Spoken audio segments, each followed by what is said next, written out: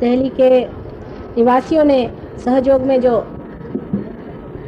मेहनत की है वो बहुत प्रशंसनीय है, क्योंकि आप जानते हैं कि सहयोग में हमारे कोई भी मेंबरशिप नहीं है, कोई रूल्स नहीं है, कोई रेगुलेशंस नहीं है, ना ही कोई हम लोग उसका रजिस्टर रखते हैं। और ऐसी हालात में कुछ लोग इससे इतने निगडित हो जाएं और इसके साथ इतने मेहनत से काम करें और ये सोचें कि एक जगह ऐसी होनी चाहिए जहां सब लोग आ सकें। अभी तो इनके घरों में ही प्रोग्राम होते हैं, तो इन्होंने मुझसे कहा था, मैंने कहा अच्छा देखो भाई, अगर मिल जाए तुमको कोई जगह तो ठीक है, सबके दृष्टि से जो भी होना है वो अच्छा ही है। पर मेरे विचार से तो दिल्ली के लोगों में बहुत ही ज़्यादा परमात्मा का आशीर्वाद कार्यान्वित हुआ है, क्योंकि जिस तरह से इन लोगों ने काम किया है ये देखकर बड़ा आश्चर्य होता है। और जगह तो बहुत कोशिश करने पर भी कुछ नहीं हो पाया है। ये सब आप ही का अपना है, आप ही के लिए जगह बनी हुई है और आप ही वहाँ रहेंगे और आप ही उसको इस्तेमाल करें, उसका उपयोग करें। लेकिन ये ज़रूरी है कि एक उसका न्यूक्लियस होना चाहिए, एक जगह होनी चाहिए जहाँ गणेश जी की स्थापना होनी चाहिए। इस तरह की एक जगह होना ज़रूरी होती है, क्योंकि हर जगह के अपने अपने वाइब्रेशंस होते हैं। कोई जगह ऐसी बना दी जाए जहाँ के वाइब्रेशंस ऐसे हो कि आदमी जा करके शांतिपूर्वक वहाँ ध्यान करे और उससे लाभ उठाए तो अच्छा होगा। लेकिन मुझे कुछ इसमें ज़्यादा समझता नहीं है पैसे वैसे के मामले में, इसलिए जो भी आप लोगों को इसमें कोई त्रुटि उटी दिखाई दे तो आप मुझे बता सकते हैं। अगर कोई गलती हो जाए, कोई गड़बड़ हो जाए, हालांकि आपको आश्चर्य होगा कि सहयोग को प्राप्त हुए लोग जो हैं वो इस कदर ईमानदार हैं, इतने ज़्यादा ईमानदार हैं कि समझ में नहीं आता है कि इनकी ईमानदारी की कोई तुलना किसी से कर सकते हैं या नहीं। किसी भी भय के बगैर ही इतनी ईमानदारी इनमें है और इतनी कर्तव्यपरायणता है और इतना प्रेम और इतनी समरसता आपस में है कि आश्चर्य होता है कि ये विभिन्न लोग हैं, विभिन्न धंधे वाले हैं, कोई सरकारी नौकर हैं, कोई कुछ है, लेकिन आपस में एक तरह का इतना प्रगाढ़ प्रेम और इतना आदर कि हम लोग सेंट्स हैं और सेंट्स को सेंट्स की रक्षा भी करनी चाहिए और उनकी प्रतिष्ठा भी रखनी चाहिए। इसका इतना ज़्यादा अंदर से विचार अंदर से आया हुआ है कि बड़ा आश्चर्य होता है। जैसे कि आपके यहाँ पर सुब्रमण्यम साहब हैं और इन्होंने बहुत प्रगति की, सहयोग में बहुत ज़्यादा प्रगति की।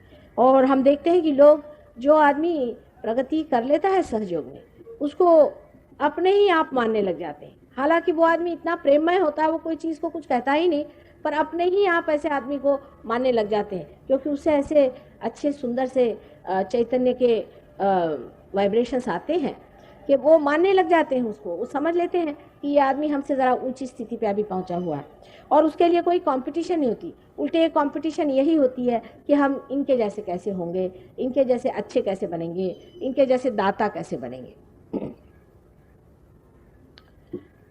सहयोग का जो सबसे बड़ा लाभ है वो यही है कि हमारे अंदर आमूलाग्र बदल हो जाता है। जैसे ही हमारे अंदर प्रकाश आ जाता है वैसे ही हमारे अंदर आमूलाग्र बदल।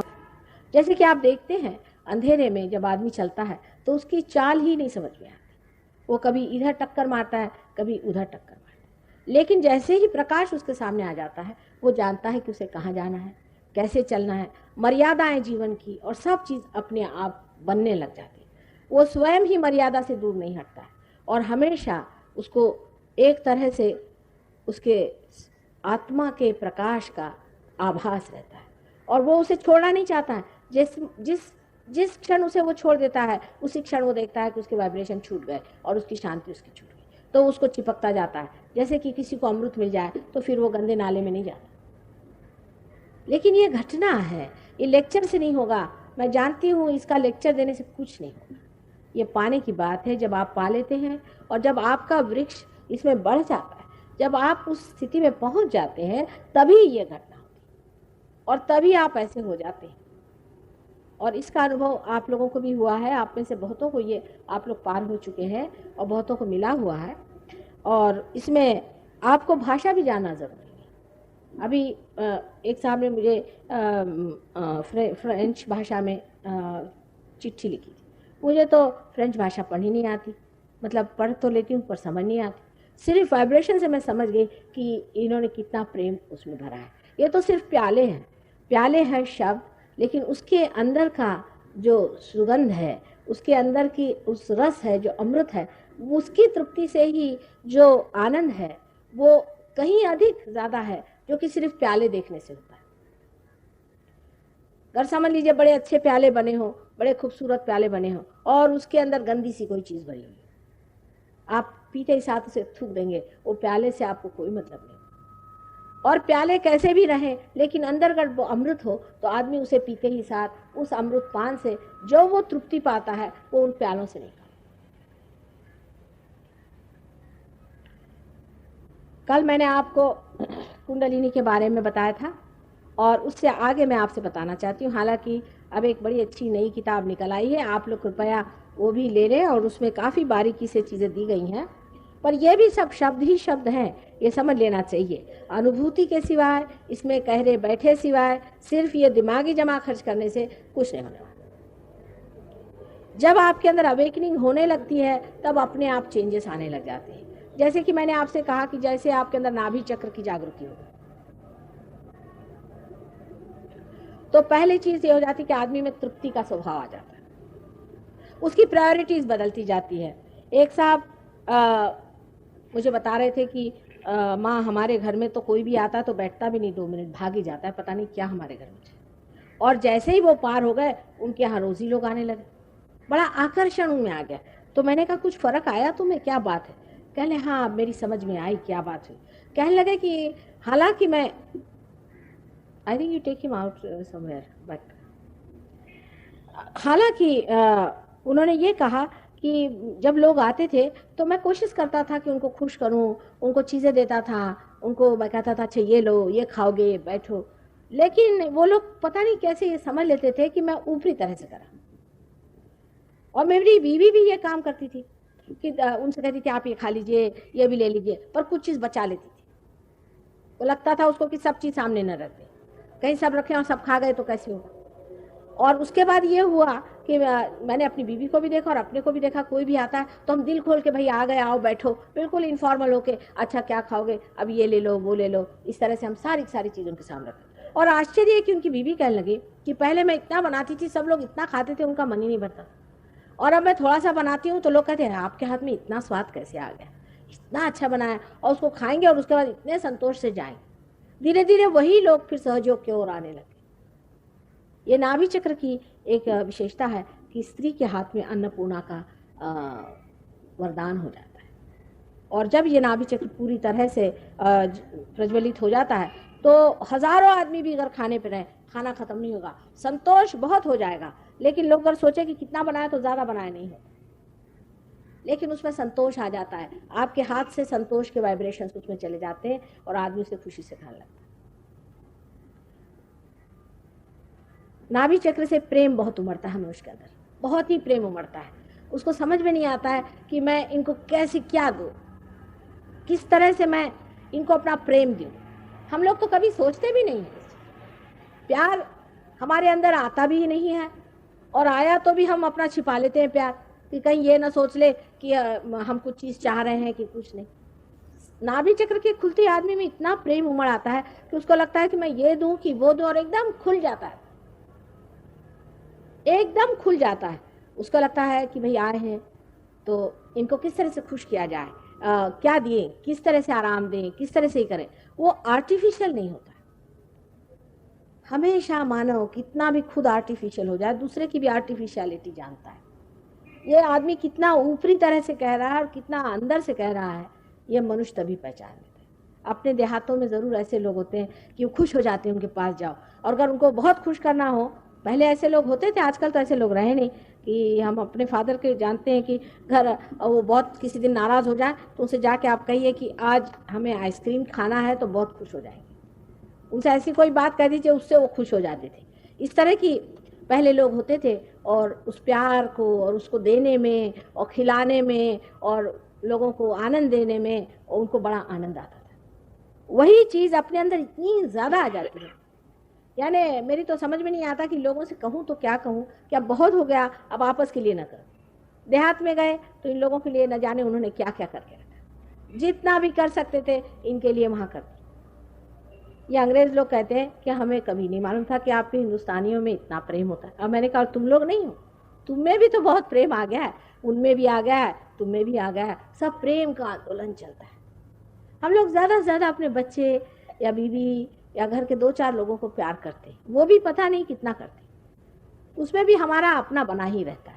लेकिन समझ लीजिए बहुत दिन बाद अपना बेटा आ रहा हो लड़ाई से लड़के, तो फिर हमारा जी करता है कि अब मिले किस तरह से, तब एक बार आती है तबीयत की किस तरह से मिले। उतना ही प्यार सर्वसाधारण ऐसे मुलाकात में भी, अरे वो हैं चलिए उनसे मिल लें, वो यहाँ रहते हैं उनको देख लें, उनकी कोई तकलीफ है उसे उठा लें, ये है तो वो कर लें। इस तरह की चीज़ें इतनी अंदर में पनपती हैं क्योंकि अपनी आनंद की कल्पना ही बदल जाती है। देने में आनंद आता है, किसी के साथ करने में आनंद आता है, थोड़ी सी भी चीज़ हो तो आदमी बता कि ये कर दूं कि वो कर दूं कि ऐसे कर दूं कि वैसे कर दूं। और इसका आनंद हम लोग आजकल आर्टिफिशियली इतना कैलकुलेट करते हैं हर एक चीज को,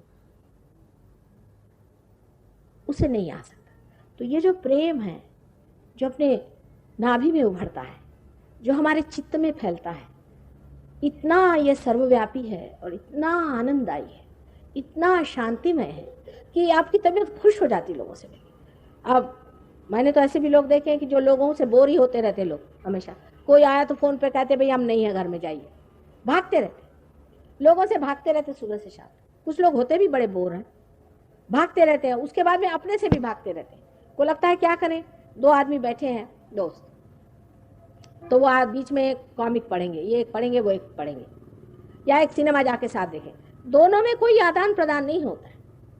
लेकिन सहयोगियों का ऐसा नहीं, ये लोग कुछ पढ़ते नहीं है, कुछ नहीं, जब साथ बैठे रहते तो सब शांति से अपने साथ बैठे आपस में मजा उठा। अभी क्या करें, कुछ नहीं, बैठे हूँ आपस में मजा उठा रहे हैं। कोई आदमी अगर पार हो जाता है, अभी हम कलकत्ते जब गए थे तो होटल में ठहरे थे, वहाँ होटल में एक साहब आए, 3-4 और लोग साथ में रहते थे दूसरे कमरों में, तो मेरे पैर पे आते साथ उसमें से वाइब्रेशंस खूब जोर से शुरू। ये लोग दौड़ते हुए वहाँ से आए, कहले माँ कौन तुम्हारे पैर पे आ गए। मैंने कहा क्यों, कहले ऊपर से एकदम वाइब्रेशंस आ गए। मैं कहा देखो ये, उसका सुगंध ले रहे हैं, मजा उठा रहे हैं।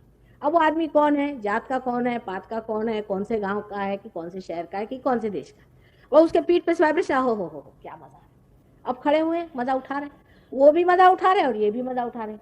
बहुत बार आप देखते होंगे यहाँ जो सहयोगी आप लोगों को मेरे पैर पे लाते, वो अपने ध्यान में आप लोगों का मजा उठा रहा है। फिर मैं कहती हूँ अब ध्यान में मजा उठाओ, दूसरों को तो लेना, तुम तो इनका मजा उठाने में लग गए।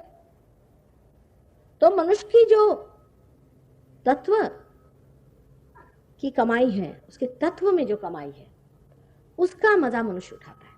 ये ना कि उसकी दुनिया की चीजों पे, कि आपके पास बड़ी मोटरें हैं, कि आपके पास बड़े बड़े मकानात हैं, घर हैं, उससे क्या होगा हमारा।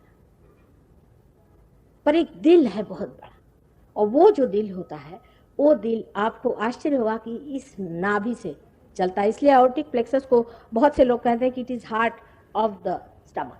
बहुत से लोग कहते हैं आयोर्टिक प्लेक्सस को कि ये स्टमक का हार्ट है, एकदम अंदर से दौड़ने लग जाता है। ये चीज रियलाइजेशन के बाद घटित होती है। नाभि चक्र के बहुत ही उपकार है, और जब होता है तो आपको खुद ही लगता है कि मैं कभी इतना मजेदार आदमी नहीं था, मैं ऐसा कैसे हो गया, कुछ समझ में नहीं आता। मैं तो हर समय, मैं भी शायद बड़ा बोल रहा हूँगा और सबको बोर करता रहा हूँगा, लेकिन अब मुझ में क्या मजा आ गया है। और खुद आप अपने से भी बोर नहीं होते। अब अकेले बैठे हुए बैठे हुए, अब आपको नहीं लगता कि अब बोर हो रहे हैं, आप सिगरेट पियो, बस अपना मजा उठा रहे हैं बैठे हुए आराम से। आपको मन नहीं करता कि ये चीज करो वो चीज करो। आदमी ज्यादातर आते इसलिए लगाता है कि वो बोर हो जाता है, वो अपने से बोर होता है, दूसरों से बोर होता है। मनुष्य का कोई उसको आदान प्रदान नहीं रह जाता। अगर किसी को घर पे बुलाए तो खाना जरूरी होना चाहिए, कोई जरूरत नहीं, बस संगत करो, बैठो मजे में, अपना प्रेम खाओ, प्रेम जियो। जो पहले आपको खाने पीने में, आपस के फालतू की चीजों में जो मजा आता था, उससे कहीं गुना अधिक सिर्फ बातचीत में, बातचीत भी नहीं हो, बैठे हुए संगति में बैठे, जैसे पता नहीं कब के बिछड़े मिले, शांति आपस में कर रहे। ये चीज आपको नाभि चक्र से मिलती है। स्वाधिष्ठान चक्र से आपको क्रिएटिविटी मिलती है। जब स्वाधिष्ठान चक्र जागृत हो जाता है तो आपके अंदर क्रिएटिव आप हो जाते हैं। यानी ये कि यही जो पेड़ है इसे आप देख रहे हैं, इसको आज देख रहे हैं, आप सालों से देख रहे हैं, आपको इसमें कोई खूबसूरती नहीं दिखाई दी, लेकिन पार होने के बाद आपको देखते साथ आपको लगता है कि इसमें कितने कलर्स आ गए हैं, इसमें कितना आकार आ गया है। ऐसी ऐसी चीज़ों में आपको खूबसूरती दिखाई देती है। इसका उदाहरण ज़ेन सिस्टम जो है, वो लोग भी ज़ेन भी सहयोगी थे, और विधि तामा साहब, और उन्होंने ज़ेन नाम की जो संस्था चलाई हुई थी, उसमें सिर्फ 26 रियलाइज सोल थे। यही एक दोष है अगर ज़ेन का है तो, कि उसमें ज़्यादा लोग रियलाइज़ नहीं हुए क्योंकि टाइम नहीं था। लेकिन आप उनको पढ़ें तो एक गुलाब के फूल ही पर या एक साधारण वन में खिले हुए फूल पर ही उन्होंने कविता लिखी हुई, और इतनी सुंदर वो है। लेकिन वो अगर कोई आदमी रियलाइज़ नहीं होगा तो उसका मजा नहीं उठा सकता। वहाँ पर तो जो मॉस होता है, उस मॉस का तक वो गार्डन बनाते हैं, और उसको आप देखने जाए तो इतनी बारीकी से और खूबसूरती से बनाया। एक सिर्फ रेत ऐसी बिछी होगी, उसके अंदर कुछ पत्थर रखे हुए, और आपसे कहेंगे बताइए ये क्या है, तो हमने कहा ये कुछ भी नहीं है, यही ये है। वो इस तरह की चीज़ें बनाते हैं कि आप निर्विचार हो जाए, कोई विचार ही ना उठे। इतना आनंद हो जाता है कि आप निर्विचार हो जाए।